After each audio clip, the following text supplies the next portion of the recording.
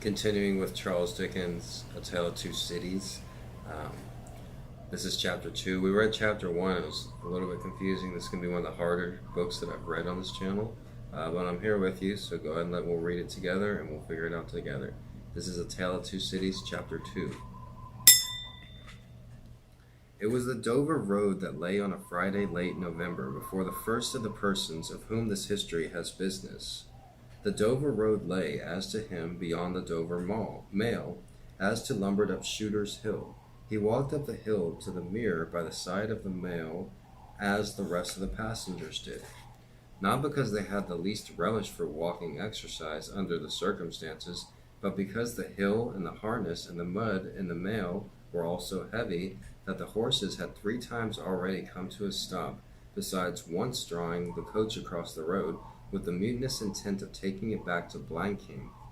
Reins and whip and coachman and guard, however in combination, had read that article of war which forbade a purpose otherwise strongly in favor of the argument that some brute animals was endured for the reason, and the team had capitulated and returned to their duty. With drooping heads and tremulous tails, they mashed their way through the thick mud, floundering and stumbling between whiles as if they were falling to pieces at larger joints.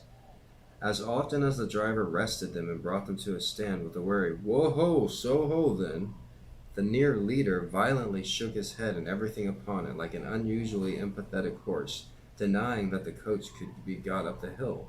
Whenever the leader made this rattle, the passenger started, as a nervous passenger might, and was disturbed in mind. There was a streaming mist in all the hollows, and it had roamed in its forlornness up the hill like an evil spirit, seeking rest and finding none. A clammy and intensely cold mist, it made its slow way through the air in ripples that visibly followed and overspread one another as the waves in an unwholesome sea might do. It was dense enough to shut out everything from the light of the coach lamps, but these, its own workings, and a few yards of road, and the reek of the laboring horses steamed into it as if they had made it all. 2 other passengers besides the one were plodding up the hill by the side of the mail. All 3 were wrapped in the cheekbones and over the ears and wore jack boots. Not one of the 3 could have said from anything he saw, could have said from anything that he saw, what either of the other 2 was like, and each was hidden under almost as many wrappers from the eyes of the mind as from the eyes of the body of his 2 companions. In those days, travelers were very shy of being confidential on a short notice, for anybody on the road might be a robber or in a league with robbers. As to the latter, when everybody roasting house and ale house could produce somebody in the captain's pay ranging from the landlord to the lowest stable nondescript, it was the likeliest thing upon the card. So the card of the Dover Mall thought to himself, that Friday night in November, 1775, lumbering up Shooter's Hill as he stood on his own particular perch behind the mail, beating his feet and keeping an eye and hand on his arm chest before him, where a loaded blunderbuss lay at the top of 6 or 8 loaded horse pistols, deposited of sun-batrum of cutlass. The Dover Mail was in its usual genial position that the guard suspected the passengers suspected one another, and the guard, they all suspected everybody else, and the coachman was sure of nothing but the horses, as to which cattle he could, with a clear conscience, have taken his oath on the 2 testaments that they were not fit for the journey. "Whoa-ho," said the coachman, "so then, 1 more pull and you're at the top, and damn to you, for I have had trouble enough to get to you, Joe." "Hallo," the guard replied. "What o'clock do you make it, Joe?" 10 minutes, good, past 11. "My blood," ejaculated the vexed coachman, "and not atop of Shooters yet. Tch, yah, get on with you." The emphatic horse, cut short by the whip in a most decided negative, made a decided scramble for it, and the 3 other horses followed suit. Once more the Dover Mail struggled on, with the jack-boots of its passengers squashing along by its side. They had stopped when the coach stopped, and they kept close company with it. If any one of the 3 had the hardiest proposed to another to walk a little ahead into the midst and darkness, he would have put himself in a fair way of getting shot instantly as a highwayman. The last burst carried the mail to the summit of the hill. The horses stopped to breathe again, and the guard got down to skid the wheel for descent, and opened the coach door to let the passengers in. "Tch, Joe," cried the coachman in a warning voice, looking down from his box. "What do you say, Tom?" They both listened. I say a horse at canter coming up, Joe. I say a horse at gallop, Tom, returned the guard, leaving his hold of the door and mounting nimbly into place. Gentlemen, in the king's name, all of you. With this hurried adjuration, he cocked his blunderbuss and stood on the offensive. The passenger booked by this history was on the coach step getting in. The two other passengers were close behind him and about to follow. He remained on the step, half in the coach and half out of it. They remained in the road below him. They all looked from the coachman to the guard, and from the guard to the coachman, and listened. The coachman looked back, and the guard looked back, and even the emphatic leader pricked up his ears and looked back, without contradicting.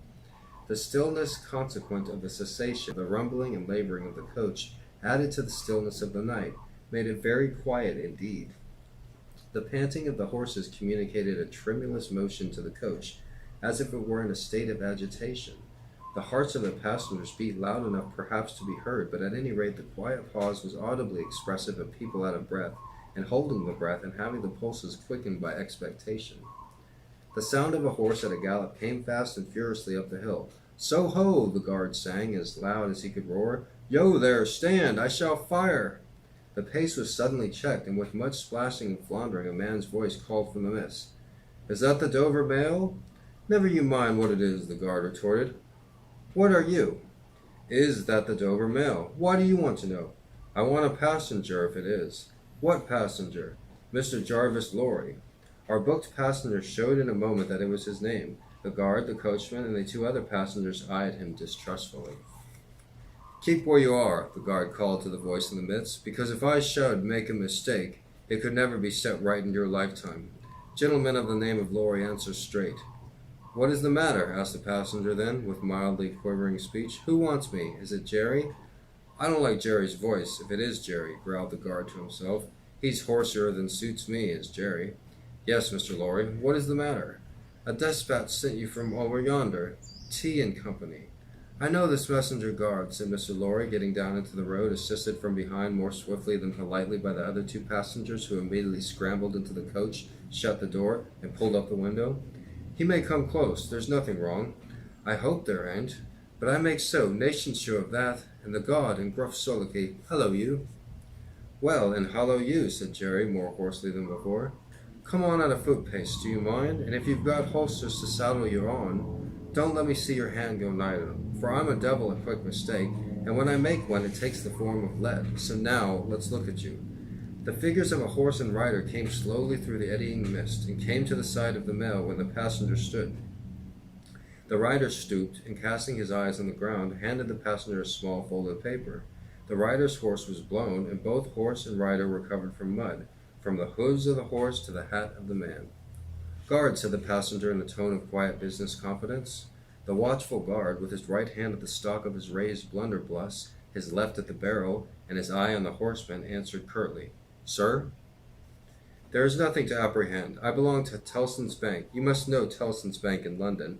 I am going to Paris on business. A crown to drink. I may read this." "If so, be as quick, sir." He opened it in the light of the coach lamp on the side, and read first to himself and then aloud. "Wait at Dover for Mademoiselle." "It's not long, you see, guard." Jerry saw my answer, recalled to life. Jerry started in his saddle. "That's a blazing strange answer, too," said he, at his horses. "Take that message back, and they will know what I received this, as well as I wrote. Make the best of your way. Good night." With those words, the passenger opened the coach door and got in, not at all assisted by his fellow passengers, who had expediently secreted their watches and purses in their boots, and were now making a general pretense of being asleep, with no more definite purpose than to escape the hazard of originating any kind of action. The coach lumbered on again, with heavier wreaths of mist closing round as it began the descent. The guard soon replaced its blunderbuss at his arm chest, and, having looked to the rest of its contents, and having looked to the supplementary pistols that he wore in his belt, looked to a smaller chest beneath his seat, in which there were a few smith's tool, a couple of torches, and a tinder box. For he was furnished with that completeness that if the coach lamps had been blown and stormed out, which did occasionally happen, he had only to shut himself inside, keep the flint and steel sparks well off the straw, and get a light with the torch both safety and ease, if he were lucky, in 5 minutes. Tom, softly over the coach roof. "Hello, Joe. Did you hear the message?" "I did, Joe." "What did you make of it, Tom?" "Nothing at all, Joe." "That's a coincidence, too," the guard mused. for I made the same of it myself. Jerry, left alone in the midst of darkness, dismounted meanwhile, not only to ease his spent horse, but to wipe the mud from his face and shake the wet out of his hat brim, which might be capable of holding about half a gallon. After standing with the bridle over his heavy splashed arm until the wheels of the mail were no longer within hearing and the night was quite still again, he turned to walk down the hill. After that there's the gallop from Temple Bar. Old lady, I won't trust your forelegs till I get on your level, said the horse messenger, glancing at his mare, recalled to life. That's a blazing strange message. Much of that wouldn't do for you, Jerry. I say, Jerry, you'd be in a blazing bad way if recalling to life was to come to fashion, Jerry. So that was chapter 2 of Charles Dickens' A Tale of Two Cities. If you haven't already, click the thumbs up button and hit the subscribe button. Have a nice day. Aloha.